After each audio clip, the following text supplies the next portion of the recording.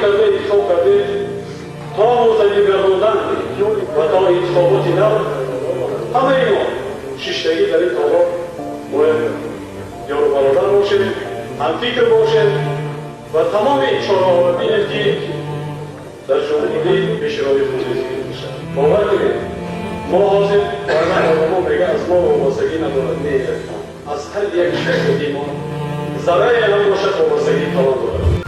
همیشه با مردم باشیم.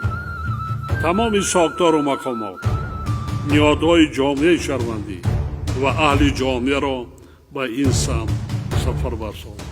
هر یکی ما در کدام وظیفه‌ای که خدمت نکنیم در نوبت اول باید اراده مستحکم داشته باشیم و همچون شهروند تاجیکستان صاحب اختیار به وطن، ملت و دولت خود صادق باشیم.